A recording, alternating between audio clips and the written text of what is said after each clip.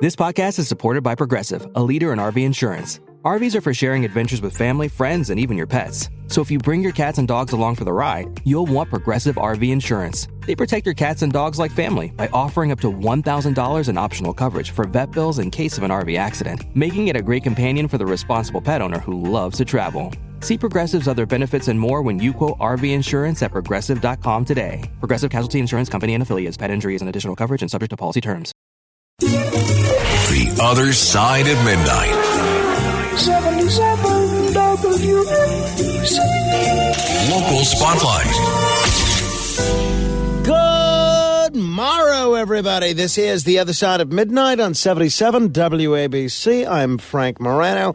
We've got Dr. Sky, Steve Cates, coming up in just a minute. So if you have any space-related questions or anything related to the stars, weather, anything at all, go ahead and start queuing up at 646-720-0635. We will get to as many of your questions as we can. Meantime, what we're witnessing in New York City politics right now feels like a made-for-TV drama, one that could rival any episode of Law & Order. Federal prosecutors have claimed to uncover additional criminal conduct by Mayor Eric Adams in their ongoing corruption case. The timing, the allegations, and the political implications all beg the question: how much of this is about justice and how much of this is about the political chessboard? Here's what we know.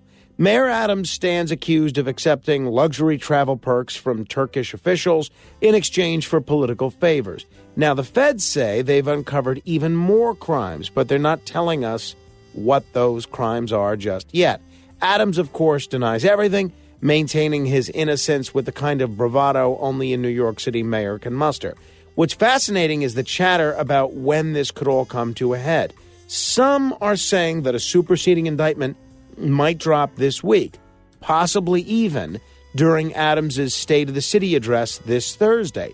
If true, it would be a shocking moment, one that would shift the narrative from legal proceedings to political theater. A move like that, timed so perfectly for maximum humiliation, would make it hard to argue this isn't at least partially political. But here's the thing. Adams is in a tough spot. His legal team, led by the high-profile Alex Spiro, isn't cheap. Word on the street is that Adams is running out of money to pay for his defense. Combine that with his inability to secure matching funds, and you've got a mayor whose political capital is dwindling faster than a cab at rush hour. Meanwhile, you have to imagine Andrew Cuomo watching this with more than a little interest. Cuomo has been lying low since his own political implosion, but this kind of chaos could present an enormous opportunity for a comeback. After all, political fortunes in New York have a way of turning on a dime. The broader implications here are troubling. If prosecutors really do drop new charges in the middle of Adams' biggest speech of the year, it will leave many wondering whether this is about cleaning up corruption or scoring political points. That's not to say Adams is off the hook. The accusations are serious, and if proven true, they paint a damning picture of a politician who betrayed the public trust for personal gain. But until the evidence is clear and the trial begins, we're left in a world of speculation, spin, and intrigue. New Yorkers deserve transparency, accountability, and leadership. Unfortunately, right now, all they're getting is a spectacle. Beam me up! To be continued.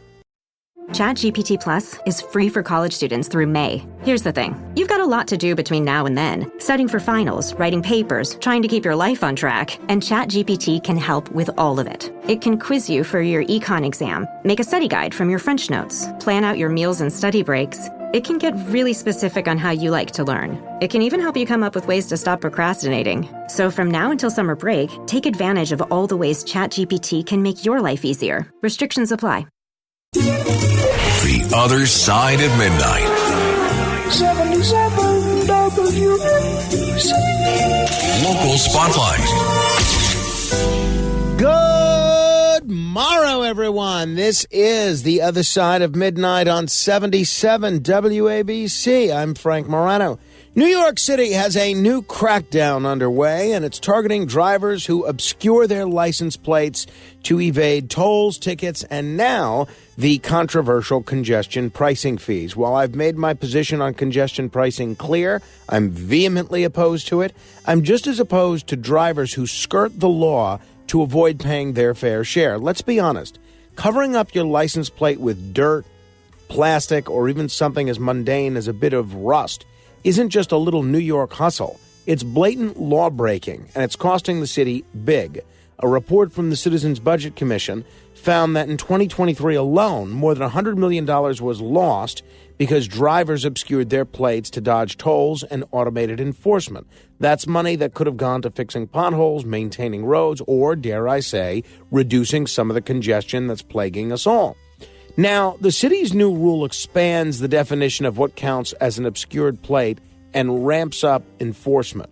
Drivers can face fines of up to $500 if caught, and even parked cars with covered plates are fair game for a $50 ticket. Since Mayor Eric Adams took office, over 73,000 so-called ghost cars with fake or unreadable plates have been seized. That's a staggering number, but it also highlights how widespread this issue has become. And let's talk about why this crackdown is happening now. The timing is no coincidence. The MTA just launched its congestion pricing tolls, which charges drivers $9 to enter Manhattan south of 60th Street during the day. Love it or hate it. Spoiler, I hate it. The system relies on cameras to work. Obscured plates mean lost revenue, and that undermines the whole purpose of congestion pricing, which the MTA says is meant to finance $15 billion in transit upgrades. Here's where I land on this. While I'll never support congestion pricing in this form anyway, it's a regressive tax on middle-class and working-class drivers. It doesn't give anyone the right to break the law. If you're going to take to the streets, play by the rules. Cheating isn't a victimless crime. It hurts everyone who plays fair and, ironically, reinforces the argument for more invasive enforcement measures that I know most New Yorkers don't want. I was actually on with Michael Smerconish yesterday on his SiriusXM show talking about this, and we agreed. This kind of behavior is part of a larger issue of civic responsibility or lack thereof.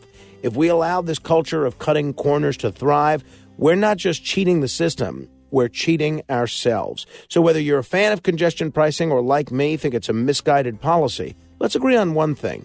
Obeying the law is non-negotiable. Beam me up! To be continued. Your snacking routine can get a little dull. Time for a Light and Fit remix. Like a crunchy storm of graham cookies, caramel pearls, and dark chocolate, showering down into a smooth, creamy yogurt. Enjoy 3 Light and Fit remix varieties with craveable flavors and up to 120 calories and 10 grams of protein per 4.5-ounce serving. See remixyogurt.com. The Other Side of Midnight. 77 WABC. Local Spotlight. Let me ask you something. Would you want a surgeon pass their basic medical boards operating on you? Or would you want a lawyer who hadn't passed the bar defending you in court? Of course not.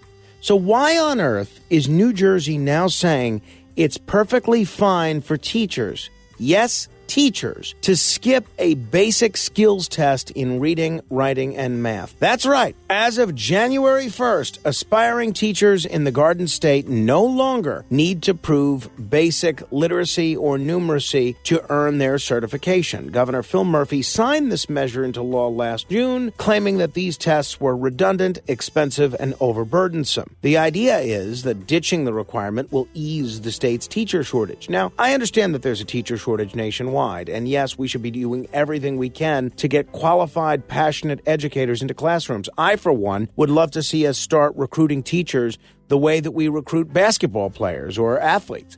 But let's emphasize the word qualified.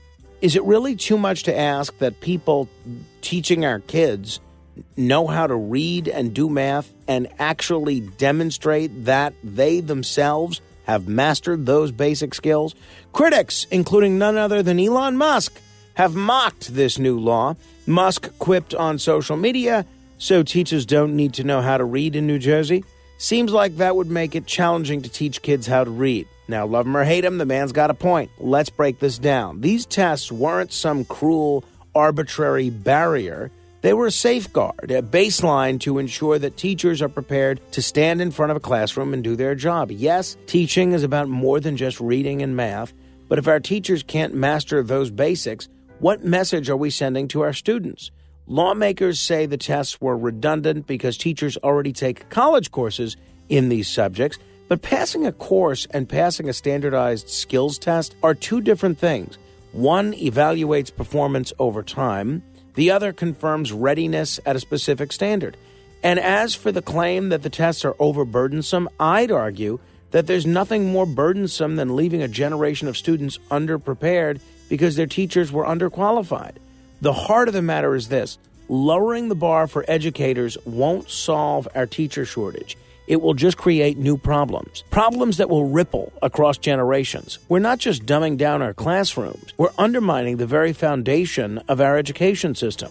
If New Jersey really wants to tackle the teacher shortage, why not focus on raising teacher salaries, improving working conditions, and creating programs that attract top talent into the profession?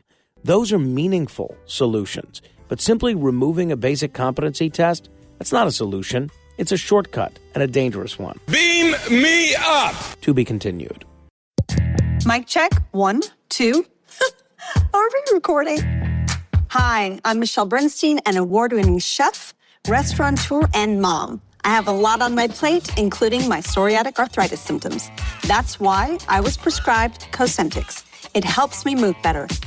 Cosentyx secukinumab is prescribed for people 2 years of age and older with active psoriatic arthritis. Don't use if you're allergic to Cosentyx. Before starting, get checked for tuberculosis. An increased risk of infections and lowered ability to fight them may occur, like tuberculosis or other serious bacterial, fungal, or viral infections. Some were fatal. Tell your doctor if you have an infection or symptoms like fevers, sweats, chills, muscle aches, or cough, had a vaccine or plan to, or if inflammatory bowel disease symptoms develop or worsen. Serious allergic reactions and severe eczema-like skin reactions may occur. Learn more at 1-844-COSENTYX or Cosentyx.com. Ask your rheumatologist about Cosentyx.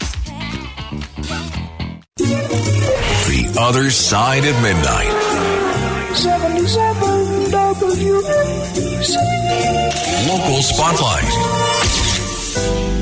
When it comes to shaping the future of New York City, few opportunities are as impactful as testifying before a charter revision commission. And right now, we've got one of those rare chances to make our voices heard. Mayor Eric Adams' latest charter revision commission, a 14-member panel made up of nonprofit and civic leaders, including my colleague here at WABC, A.R. Bernard, has started its work. They had their first meeting yesterday. There's some good people on this commission, including Kathy Wild. Their task: proposing amendments to the city's governing document, ostensibly to streamline housing production and address our city's dire affordable housing crisis. The commission's recommendations could end up on the ballot this November, but here's the thing. This isn't just about housing. Charter revision is about the very DNA of how New York City runs.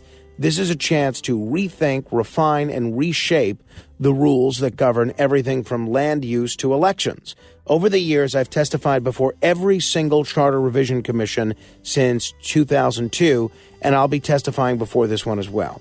I'll be urging them to end New York City's sanctuary city status, implement nonpartisan elections, and I have some ideas on some other pressing issues, and I hope you'll join me.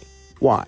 Because if we don't speak up, others will, and their priorities might not align with yours. Let me tell you, charter revisions are too important to leave to the insiders, the bureaucrats, or the politically connected.